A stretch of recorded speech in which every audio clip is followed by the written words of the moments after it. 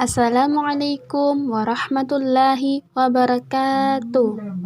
Hari ini kita akan belajar mata pelajaran fikih. Seperti biasa, sebelum kita belajar, mari kita membaca doa belajar. Bismillahirrahmanirrahim.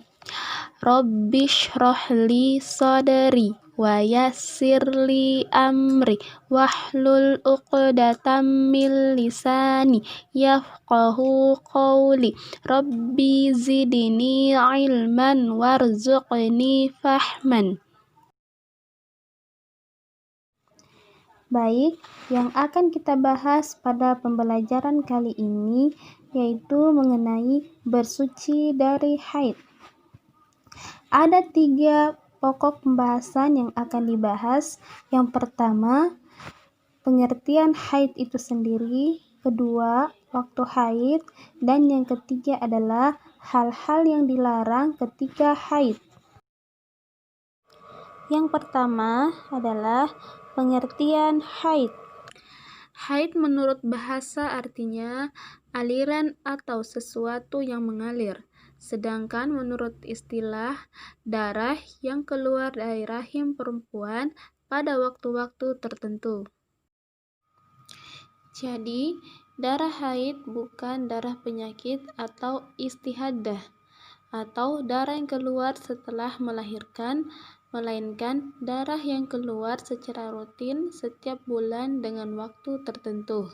Darah haid disebut juga adalah darah kotoran. Sebagaimana firman Allah Subhanahu wa taala dalam surah Al-Baqarah ayat 222. Bismillahirrahmanirrahim.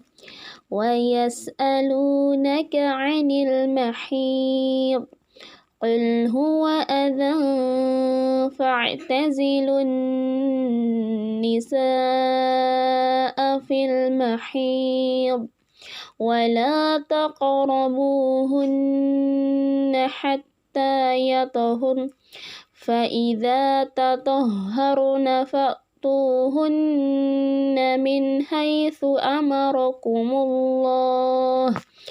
Innallaha yuhibbut tawwabaina wa yuhibbul mutatahhirin. Kita lanjut ke poin kedua, yaitu waktu keluarnya haid.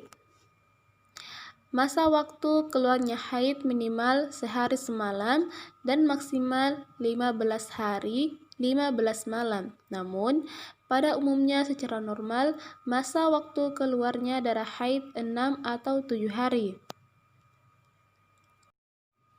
Poin yang terakhir yaitu hal-hal yang dilarang bagi perempuan haid. Yang pertama, melaksanakan sholat.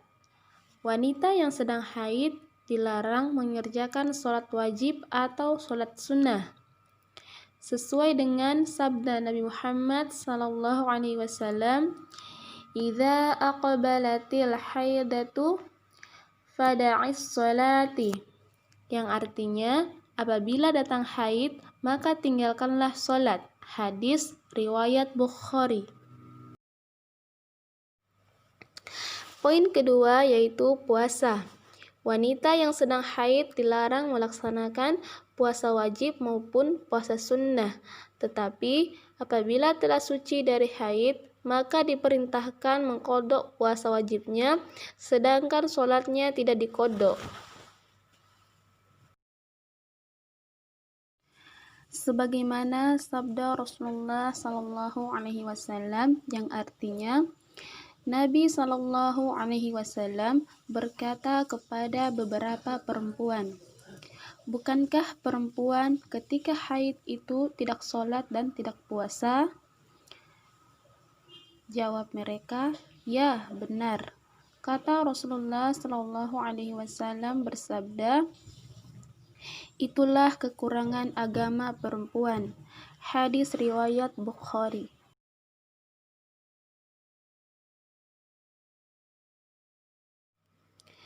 Yang ketiga yaitu tawaf.